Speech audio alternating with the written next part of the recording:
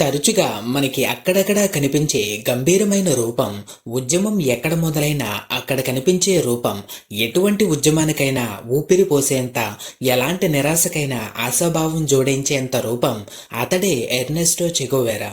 అతను క్యూబా దేశానికి చెందిన ఒక విప్లవకారుడిగానే చాలా మందికి తెలుసు. కానీ ఒక డాక్టర్గా తన కెరియర్ని స్టార్ట్ చేసిన వ్యక్తి ఒక మిలిటరీ కమాండర్గా మారి క్యూబా దేశానికి స్వతంత్రాన్ని సంపాదించడంలో కొన్ని కోట్ల మందిలో విప్లవ భావాన్ని రేకెత్తించాడు. అలాగే ఒక సాధారణ కానిస్టేబుల్ కొడుగ్గా తన వ్యక్తిగత జీవితం మొదలై ఉండొచ్చు. కానీ ఒక మెగాస్టార్ తమ్ముడుగా తన సినీ జీవితం మొదలైంది.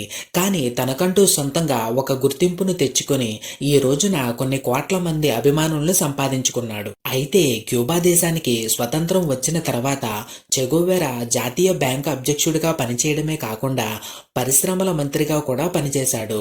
ఒకానొక సందర్భంలో క్యూబా తరపున ఐక్యరాజ్య సమితిలో ప్రసంగించడం కూడా జరిగింది. అంతేకాకుండా క్యూబాకి ప్రతినిధిగా 1959లో నెహ్రూ గారి ఆధ్వర్యంలో మన భారతదేశంతో పాటుగా ఎన్నో దేశాలను పర్యటించే స్థాయికి చేరుకున్నాడు.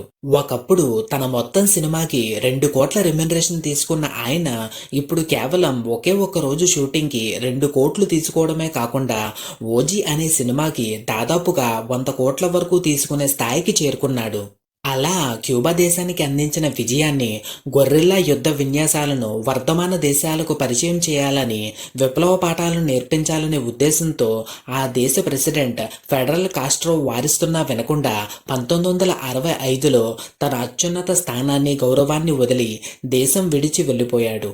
టాలీవుడ్ ఇండస్ట్రీలోనే ఏ ఒక్కరూ ఊహించిన స్థాయికి ఎదిగిన వ్యక్తి తన అన్నయ్యకు ఎదురైన చేదు అనుభవం గురించి తెలిసి కూడా ప్రజలకు ఏదో ఒక మంచి చేయాలనే ఉద్దేశంతో మార్పు తీసుకురావాలని తనకి కావలసిన వాళ్ళు వారిస్తున్నా వినకుండా రాజకీయాల్లోకి వచ్చారు. అలా దేశం విడిచి వెళ్లిన వ్యక్తి దక్షిణ అమెరికాలో బొలీవియాలో నిరంకుశత్వ ప్రభుత్వానికి వ్యతిరేకంగా పోరాడుతున్న విప్లవకారులతో చేతులు కలిపి ఉద్యమానికి నాయకత్వం వహించాడు. అలా బొలీవియాలో జరిగిన దాడిలో బుల్లెట్ గాయం తగలడం వలన తన ప్రాణాలను కోల్పోయాడు. కానీ చనిపోయే ముందు కూడా నేను మరణించిన నా విప్లవ భావాలు ప్రపంచమంతా జీవించే ఉంటాయి అని గంభీరంగా చెబుతూనే చనిపోయాడు. అలా రాజకీయాల్లోకి వచ్చిన వ్యక్తికి మొదటిసారే చేదు అనుభవం ఎదురైనా కూడా ప్రజల కోసం ఎన్నిసార్లు ఓడిపోయినా సరే నేను గెలిచి ప్రజలకు మంచి జరిగే ఆ ఒక్కసారి కోసం పోరాడుతూనే ఉంటానని తన రాజకీయ ప్రస్థానాన్ని కొనసాగిస్తున్నాడు.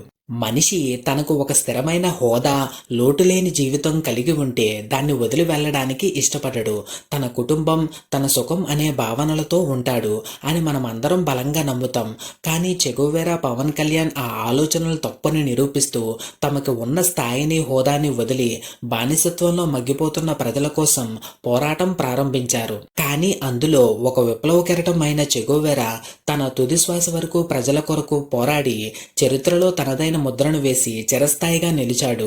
అలాగే పవన్ కళ్యాణ్ అనే మరో వ్యక్తి ఎంతవరకు పోరాడి చరిత్రలో తనదైన ముద్రని వేస్తారో లేదో అనేది వేచి చూడాలి మరి.